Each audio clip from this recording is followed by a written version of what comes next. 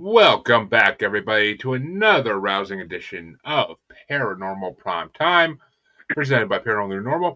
I am your host, Jeremy, as always, joined by the faithful Malachi to take on another two episodes of everybody's favorite paranormal show. That would be Supernatural. We are not quite balls deep, but we're getting into season 4, and we got mixed opinions, but I say we have two good episodes tonight to talk about, but we'll see what Malachi thinks of it. But, how you been doing this week, Malachi? Doing good. I lied to you again, though.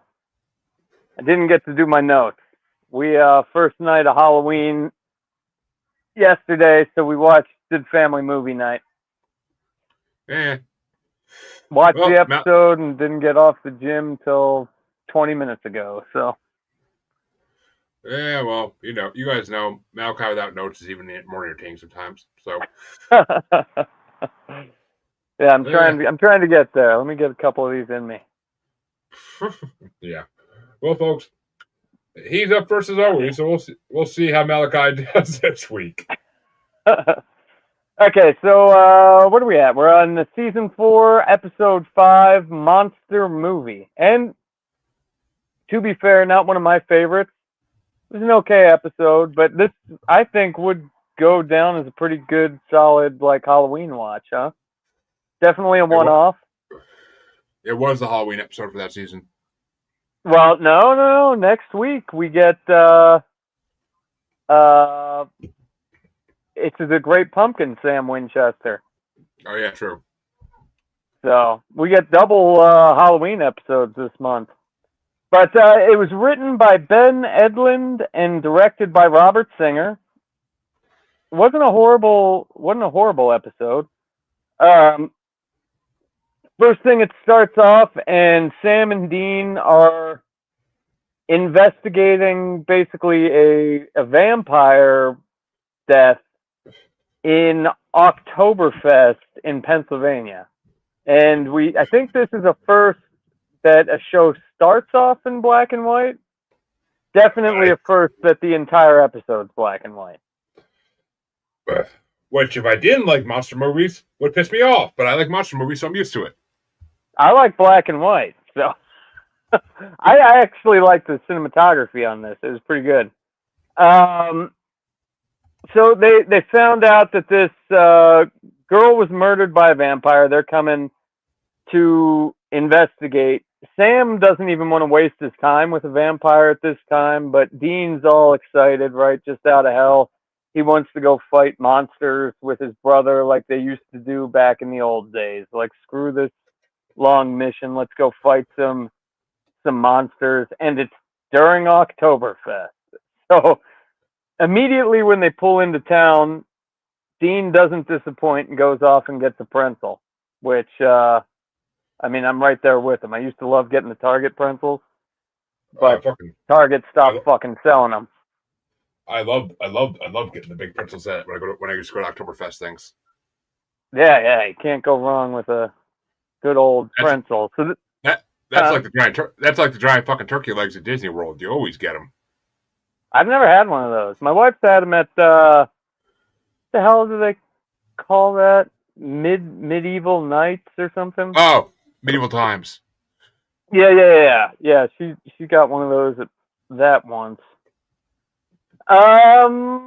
So Dean's happy to be there, right? They're hunting monsters. Dean's trying to get with women. We'll find out why afterwards. And he's got his pretzel. So they spot the Sheriff Dietrich, and they're posing as FBI agents Angus and Young, which Neil Young, what's the Angus? I didn't get Angus and Young. It's Angus and Young, it's AC/DC. Oh, okay. Yeah, see how great I am with the classic rock.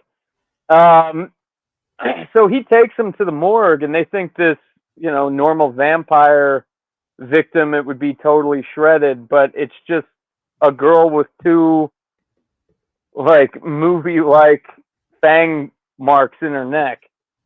And What do we got here? They go back to the bar. Or wait. No, they don't. They ask who the witness is, and it's this Ed Brewer guy, which we'll find out about later. But the sheriff is like, he's not too reliable. Just moved into town. So now they go to a Bavarian beer husk tavern to find this Ed guy, where they meet this waitress, Jamie, tells them who Ed is. And they go up, and this dude's just getting slobbered like I should be getting right now, but going slow for whatever reason. Um, and he doesn't want to tell him the story because he told the last fucking police the story, and they thought that he was an idiot. But basically, he explains that he was walking home from the park when he spotted these two people, and he thought they were just like kissing in the corner until he realized that the woman was struggling. And then Ed goes on to describe the man who he describes looks exactly like monster movie Dracula.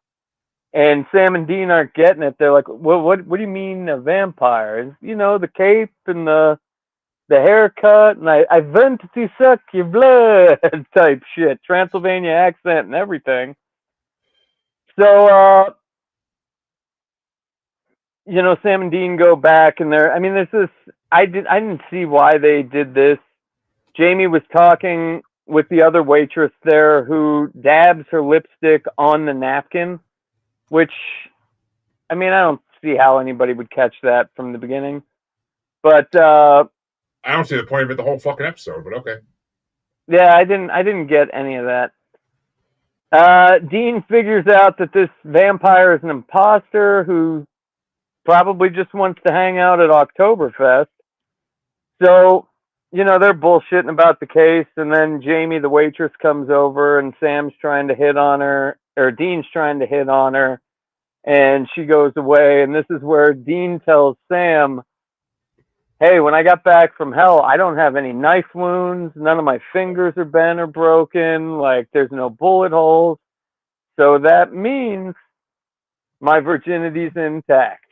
So I gotta become not a virgin again. Is what Dean's trying to convince Sam here.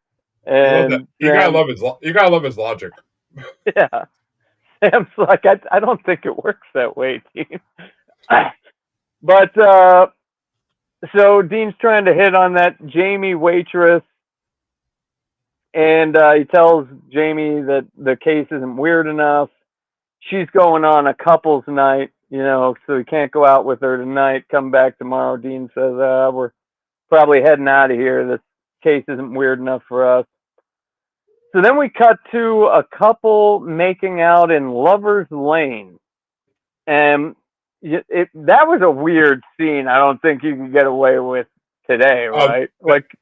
There was definitely some shit that people today would have some problems with, but I'm surprised. I'm honestly surprised this episode has been canceled.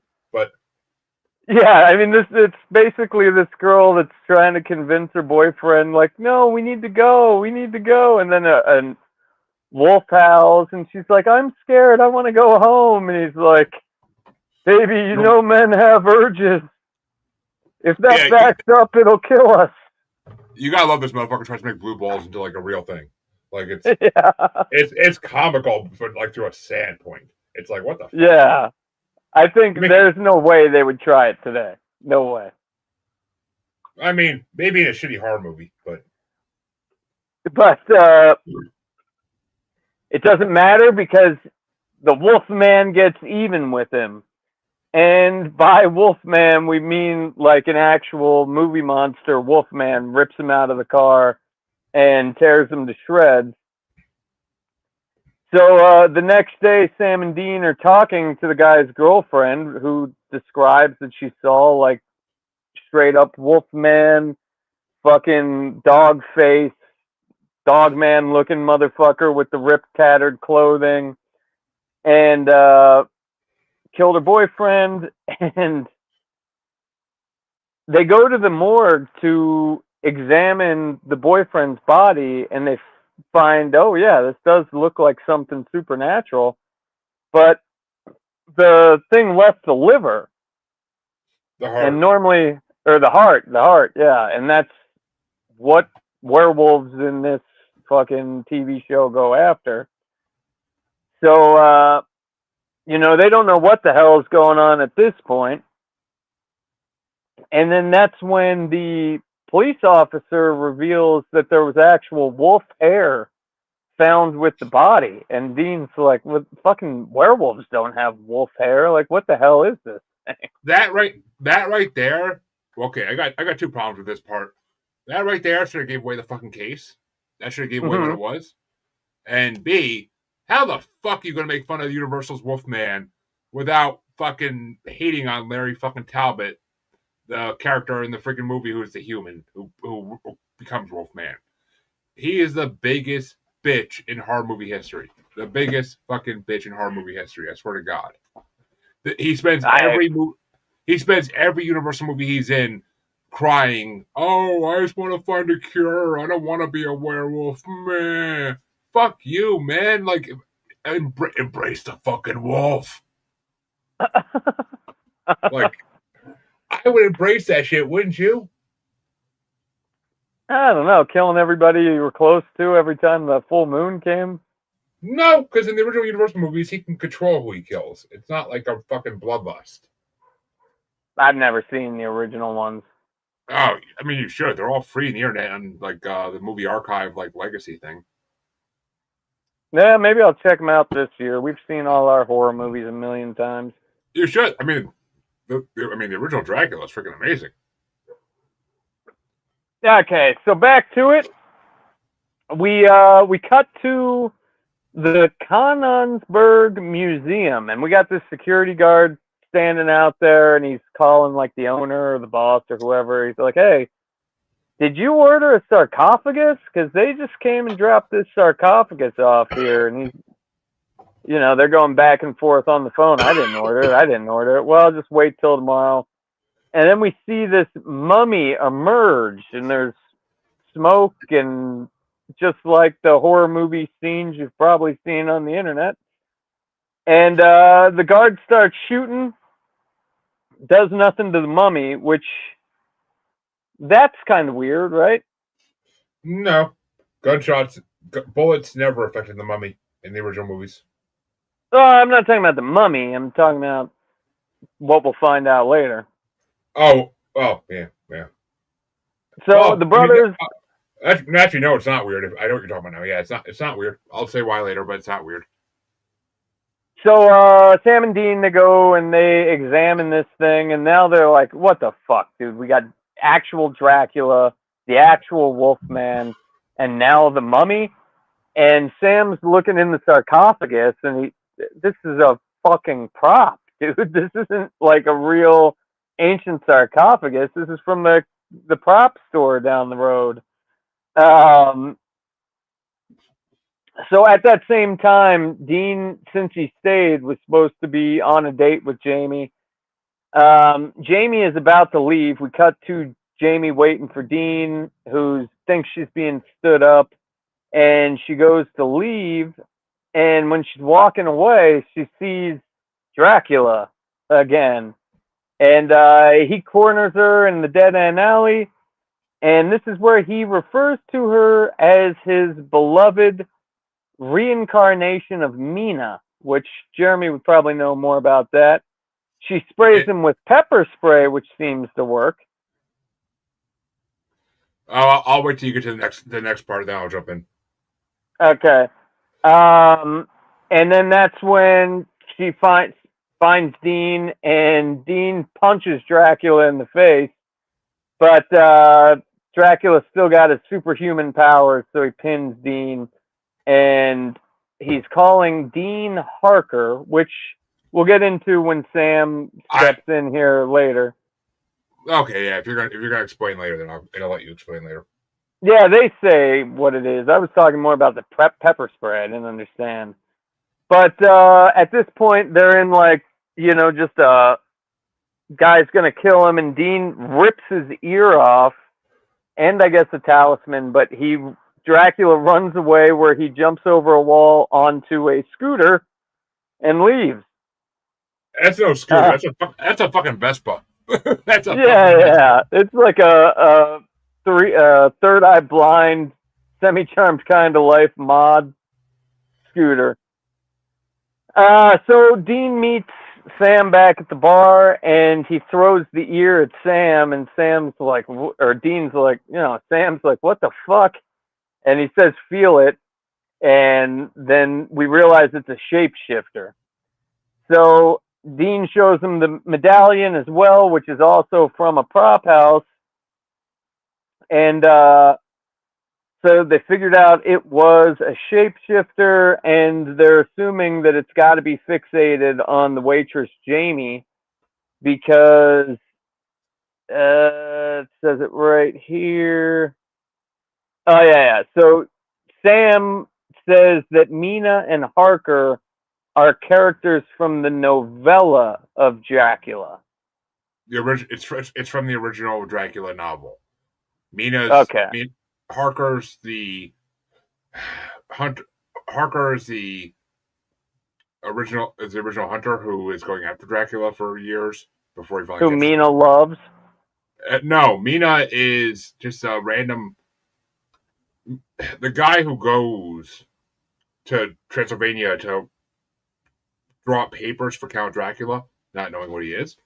Mina's his fiance, and when Dracula sneaks aboard the ship to Europe, he meets his fiance, and eventually, and that's when he realizes that it's his beloved. And hey, Nicole. Yeah, it's a shapeshifter because of the ear that Dean gives to Sam, and Yeah, they feel the skin. They felt that texture before in previous shapeshifter encounters. So I was more like, how the hell does the gun not slow this thing down, but the pepper spray does? That was my question. Because, well, now that you announce what it is, because the bullets are not silver, so a regular bullet still hurt a shapeshifter, as we found out in the bank robbery episode. But the pepper spray does? Eyes are eyes, dude. I don't care what the fuck you are. Oh, okay. Let me go off of that logic. So, pepper spray burns. It just fucking irritates your eyes. It's not like it actually needs to hurt you. It's not going to kill you. It just irritates the fuck out of your eyes. So, I mean, I think it would affect any monster. If you have eyes, it's going to hurt you. You heard that here first, folks. Keep that pepper spray on deck. Ghosts too? What are you thinking? Demons? Ghosts, I would say no, because obviously they're not solid. Demons, it would hurt the host. It would slow down. Go dunk your little container in some holy water and keep it in your purse. That would dilute the pepper spray, and then you'd be fucked. No, just be on the outside container. Yeah, maybe. I don't know. Blessing what's on the inside. So anyway, they start asking the waitress Jamie, like, hey, is there anybody who would be targeting you, acting weird, yada yada yada, moved in about a month ago. And she says, no. It's Oktoberfest. There's lots of guys. I'm a bartender. Oh, but there's this one guy, but he wouldn't do it. It wouldn't be him. And that's when we find out it's the weirdo who's guzzling the beer who saw the first Dracula attack in the beginning of this episode. What the hell was his name? He says that the other co-host or co-waitress said that she thinks he has a crush on her. So let me get back here. So now we get to Sam and the main waitress lady, Lucy, I guess. They're talking, and he's explaining that, yeah, we run around and we hunt monsters. And she said, that must be a miserable life. And they're going back and forth. And she's like, that doesn't it feel like you're wasting your life? And that's when Dean says, well, I had a near-death experience recently. And after that, I realized that I saved people.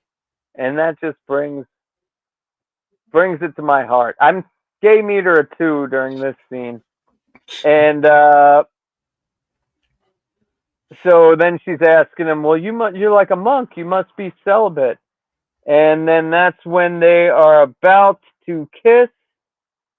And it's interrupted when Lucy comes in to get a bottle. She wishes them well. Lucy's the other bartender lady. But Jamie invites her to stay for drinks. And, So, Dean's eyes say, threesome. What a great way to lose my virginity again. no, that's not what his eyes were doing. He said, yeah, stay. Like she's cock blocking him. If he was smart, he would have thought my way, but it doesn't matter anyway.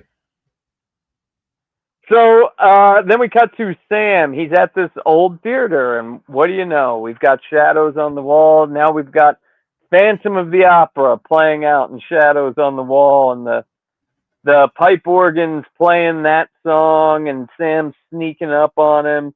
And then all of a sudden, we hear this like polka music. I don't what kind of music was he doing? It had to be polka. I don't fucking know. But and we find this kid in his underwear and wife beater just like jamming out on the keyboard. That guy from the beginning that was I don't know why Ed. We see Ed playing the keyboard over there. And this is when Sam got his gun in his face and says, I know exactly what you are. And this guy's freaking out like, what do you mean? What am I'm just playing the keyboard after hours. What's going on? And then Sam's trying to rip his ear off, and it's not ripping off. And he says, oh, it's not coming off. And Ed's like, of course it's not, you fucker. That part was pretty funny. Then we see Lucy dab her lipstick for the third time. And Dean and Jane, well, we see through Dean's eyes where he's starting to like, and Jamie's acting, they got fucking roofied, right? Yep. So it's when we find out that Lucy is the shapeshifter, and Jamie collapses I guess Dean hits Lucy in the face first, then Jamie collapses, and then Dean breaks a bottle, which does play into it later on. He's trying to stab Lucy. And then he wakes up in a straight-up Frankenstein getup, and Dracula's there. They're arguing, and he's like, you know, in these movies, the fucking monster always dies. And Dracula's like, not in this one. This one, the good guy gets fucking electrocuted, and the bad guy runs off with the girl. So, then the fucking doorbell rings, and Dracula goes to get pizza, and there's this whole thing about, there's not garlic on that pizza. And the fucking kid's like really annoyed. Like, did you order garlic, you fuckhead? Do you know how many more deliveries I got? Just give me the fucking money and let's go. And then Dracula says, oh, but I have a coupon. Fuck you, Dracula. Fuck you, Dracula. Dude, that was fucking hilarious. I don't care who you are. That was hilarious. Unless you're the delivery driver. I've been a delivery driver. I would have got a fucking kick out of that shit. Okay, here's the whole coupon part. So Sam returns to the bar and he finds the napkin and realizes Lucy's the shapeshifter. And that's not how I remember it happened. He goes back to the house where they were hanging out. He notices the glass was busted, and then he finds the napkin to find out that Lucy's the shapeshifter. And then what was never made clear is how the fuck Sam knew where to go after that. Yeah, I mean, they didn't go into how he knew where to go. Okay, so Jamie wakes up, and now we got Dracula telling Jamie that, like, hey, you're going to be my love interest forever. My dad used to beat me and call me monster, and I got all these emotional problems, but now I'm with you. And she's like, hey, that doesn't sound right. I don't know about all that shit. And that's when Sam's breaking in at the same time. And where are we getting caught up here?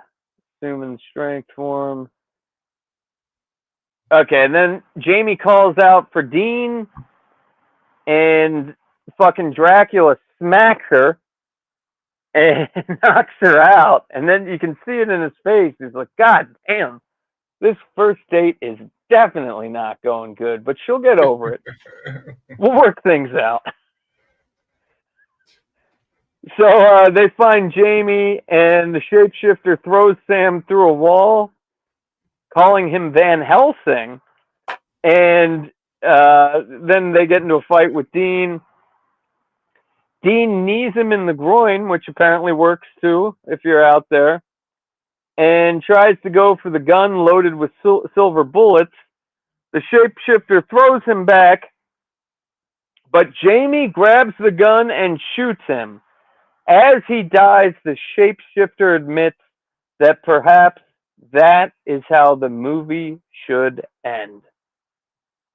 Okay, and then the next day we wake up and Dean and Jamie are all kissy lovey, blah blah blah blah blah. She thanks him. You missed. You skipped over one of the best fucking lines in the whole episode. Okay.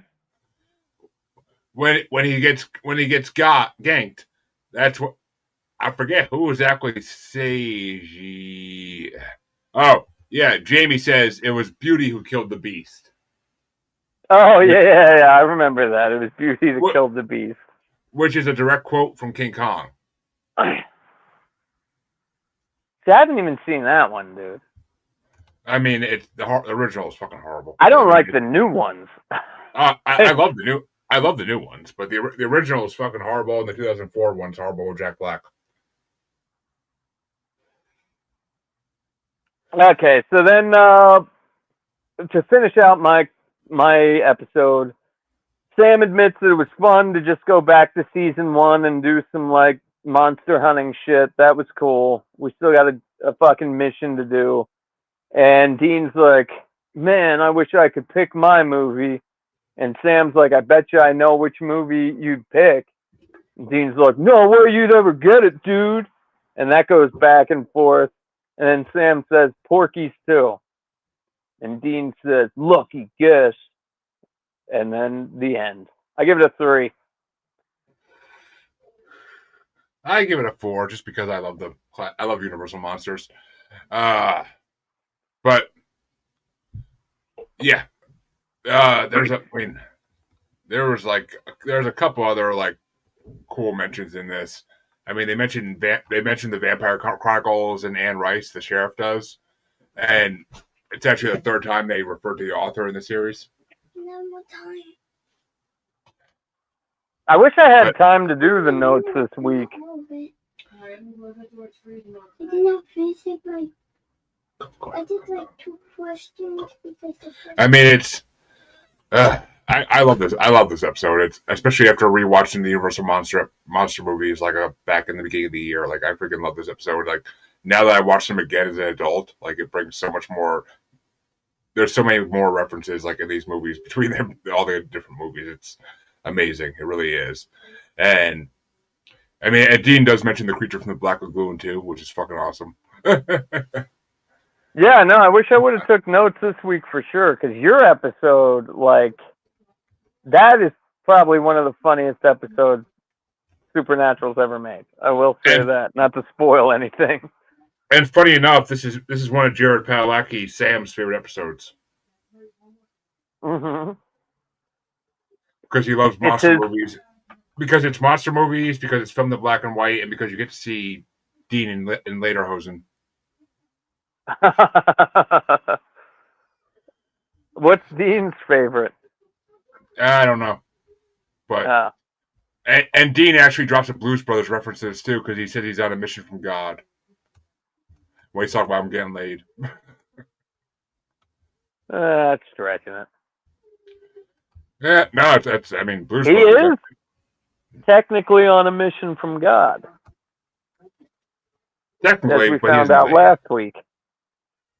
Yeah, but he doesn't realize the real mission yet. But well, folks, I guess it's time to What get do to you my rate it? episode before we give away spoilers. And I said a 4. What are you rating it? Oh, 4? I thought you would have rated that higher. Yeah. No.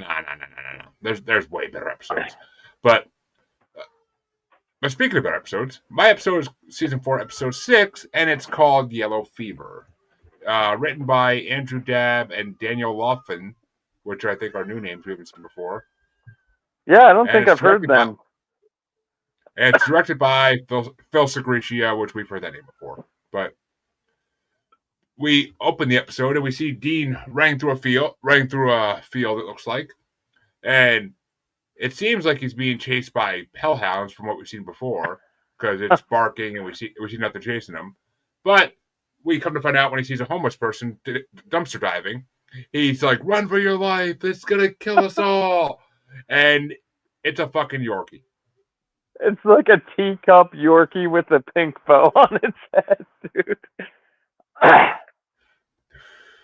But the episode starts and they cut to 43 hours earlier when both the boys are examining the body of Frank O'Brien, a 44-year-old man who was a marathon runner and somehow died of a heart attack. And this was before 2021. We can put that out there. And he suffered from 2 days before from intense fear and paranoia, and it's the third such death in this town. Sam and Dean insist that the coroner was lazy when from the autopsy because he couldn't have had a heart attack because he was such a healthy person. But yeah. And they introduce themselves as Agent Tyler and Agent Perry. Just remember before 2021, everybody. Last interruption. And let's see, Scott. Do you know what the Agent Tyler and Agent Perry is a reference to? Tyler Perry. Is that the black comedy writer guy? No, that's Tyler Perry. No, that's not the Medea. Medea, yeah, isn't that Tyler Perry? Actually, I think it is, but that's not what it's a reference to. I think it actually might be the same name. Okay, so I'm not wrong. Yeah, it's same spelling too. Jesus, but yeah, it's an Aerosmith reference. But so that's Steven Tyler, and who the hell's Perry? Joe Perry, the guitarist. No, I wouldn't have known that. But yeah, but they had the coroner take out the victim's heart, and he asked Dean to hold it, but he can't find anything to indicate a heart attack was imminent, and he accidentally squirted some spleen juice onto Sam's face, which was hilarious. And they see a bunch of scratches along Frank's arm and a mark on his hand indicating that he wore a wedding ring. They go and see the sheriff, who they find out was a good friend of Frank's. The sheriff's name is Al Britton. And he makes them take off their shoes before they go in the office. And after shaking their hands, he slathers on hand sanitizer. But he confirms that Frank was acting strangely before his death. Before 2020. They go and visit Mark Hutchins, the neighbor of Frank, who is a reptile lover, as we see, as he has a snake crawling around his freaking shoulders and every other reptile you can imagine in tanks. Which Dean's obviously nervous by his pets. And he tells him that Frank seemed afraid of everything lately: Al-Qaeda, ferrets, artificial sweetener, everything. Pet dispensers, witches, especially that green bitch from The Wizard of Oz, which I love that. And he tells him that Frank was a bully in high school, though, but he got better, especially after his wife committed suicide in 1988. Yeah, that's the year I was born. But, and he sees that Dean's sprayed the snake, and he's like, "Oh, this one's nothing to worry about." He's like, "You gotta worry about that one." and we see a snake climbing over Dean over the couch, which is fucking hilarious. She can smell the fear. Yeah, he says she can smell the fear, and Dean's like shaking at this point. Which I'm not gonna lie, if I was in a house and there were snakes loose, I would not be going in that house regardless. But you don't like snakes? I fucking hate snakes, dude. But okay. Blame my mother and my grandmother. They give me a phobia from like birth of snakes. But later that night, Dean's behavior escalates and he starts setting off the EMF detector, and which they figure he's haunted somehow because of it. And he starts scratching his left forearm constantly. They call Bobby up and they realize that he has something called ghost sickness, in which a spirit literally infects a person with a fear. And it intensifies until the victim's heart gives out. You forgot a big part of that. When they're leaving Frank's house or whatever, they're going to the car and there's a group of teenagers and Dean's like, hey, we should go around the block this way. Because he doesn't want to I think like 13-year-olds. I think I missed him saying that completely, but that was hilarious. Which, when Dean tries to figure out why he is the one who got ghost sickness to Sam tells him all the victims had used fear as a weapon during their lives, and Sam summarizes it as they were all dicks. Which Dean tries to argue with and say, out of the two of them, Sam would be the dick. But Sam says our way of life scares people more than they deserve, as well as he points out that he wasn't apparently too much of a dick like Dean, as he's not affected by the ailment. And Bobby sums up that the ghost has started, the infection is destroyed, the sickness should clear up as well. So we go to the hotel room where Dean's staying to avoid being scared, and he begins to hallucinate. He sees Lilith threatening him, saying like, "Oh, you just got out of hell, and and you're gonna go back there again. I can't wait." And he sees like Sammy using his powers to like hold him against a wall and throw him against different walls. And he just has all these horrible hallucinations. He sees yellow eyes. He has all these horrible hallucinations. And this one's kind of similar to when Sam was unlucky and he had to sit at the hotel room. It's got same elements, yeah, definitely.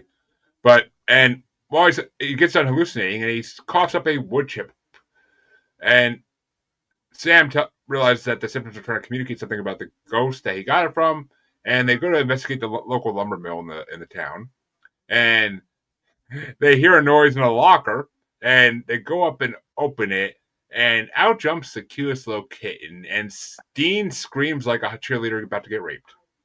Come on, do the scream. Do the scream. I can't do a girl scream. I never could. But Sam just looks at him like, really? But after they find an ID card, though, for a Luther Garland, along with a bunch of drawings of what we soon find out is Frank's wife, Jessie. And when the ghost of Luther appears, the machinery starts to move on its own, and Dean cuts tail back to the Impala like a bitch in terror. It starts guzzling liquor. But they go, yeah. He becomes alcoholic. But they go to the police and get the file for Luther Garland, which says he died of physical trauma. They go to the Peaceful Pines assisted living home, where John Garland, Luther's brother, in a very what the fuck's that book? Mice and Men? Mice and Men. Fuck.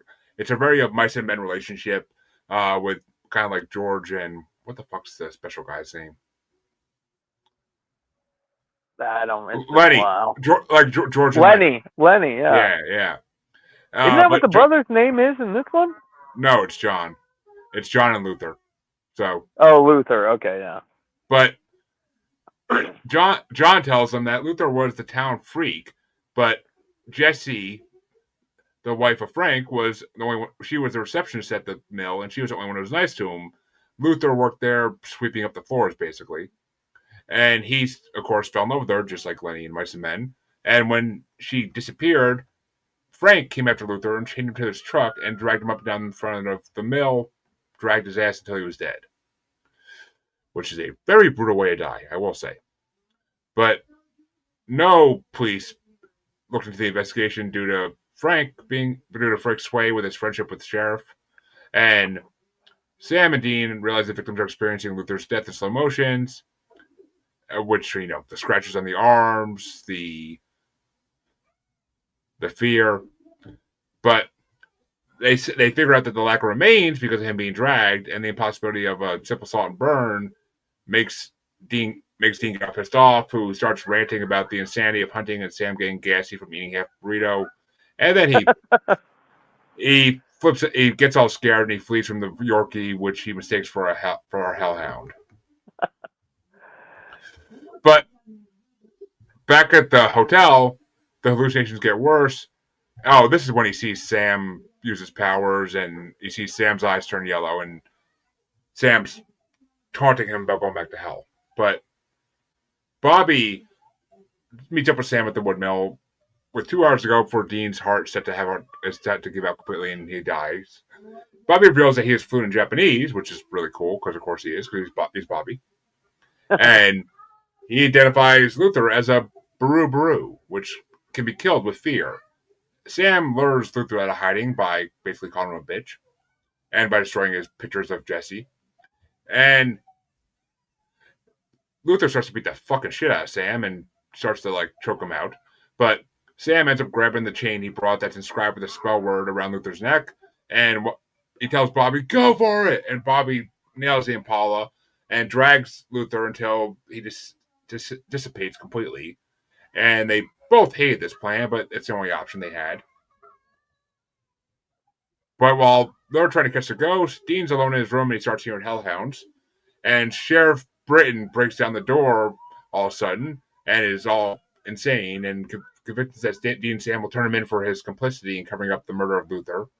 And he's attacking the shit out of Dean, but his heart gives out before Dean can reason with him and stop him.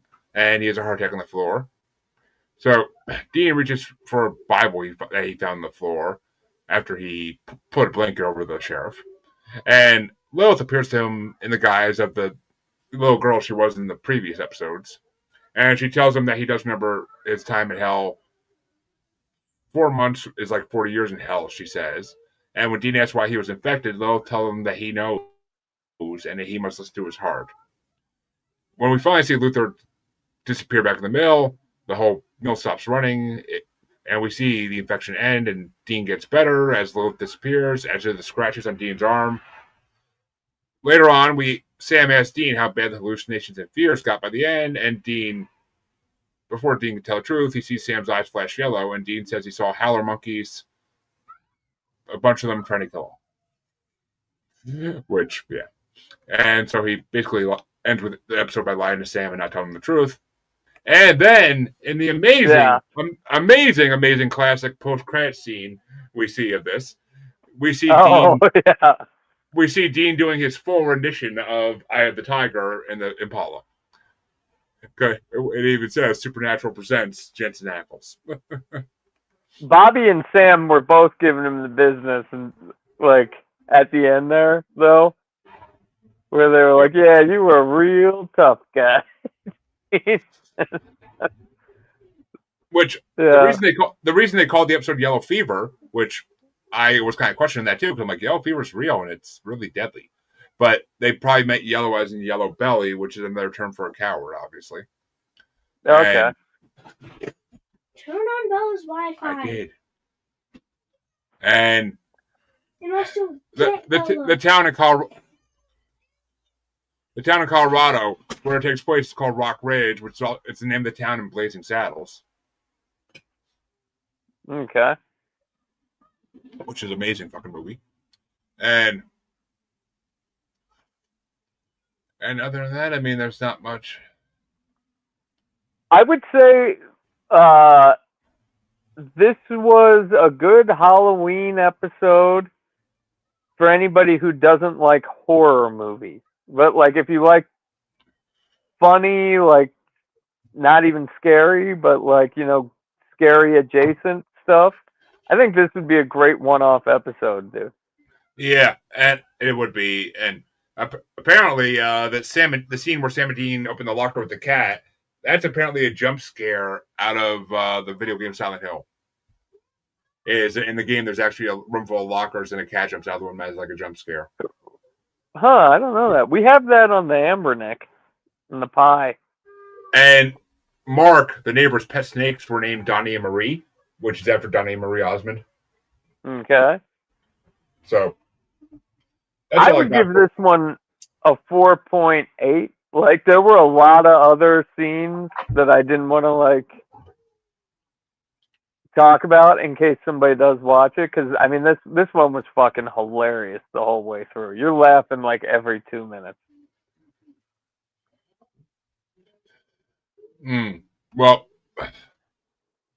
I mean, I would give this one I wouldn't say it's a 4.8. I'll give it a 4.3. I'm not gonna say it's a 4.8. There's a lot better episodes in the fucking 9 seasons we haven't hit yet. There's a lot better episodes. So yeah, I mean, there's some good serious episodes, but even like when Sam was unlucky, like the unlucky episode, the rabbit foot one, this one was fucking more hilarious, dude. They got the comedy going up on this one.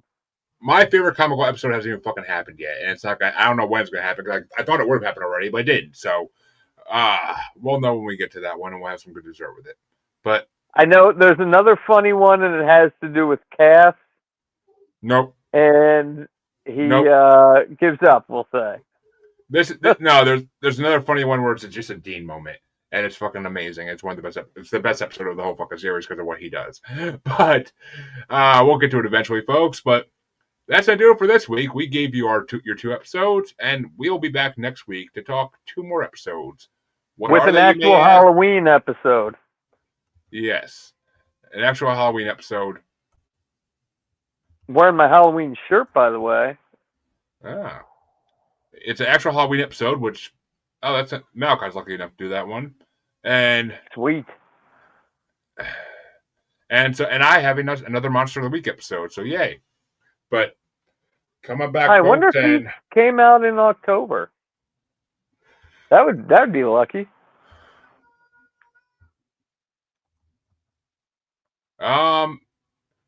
Yours came out on October 30th that season. Next week. Okay. So you actually get the Halloween episode next week, and then my episode came out in November. So, but the monster movie one came out in October too. So these are all Halloween episodes technically. Whoop whoop. Then we'll do some Christmas on Halloween. Yeah. but we'll see you in a week, folks. Have a good one.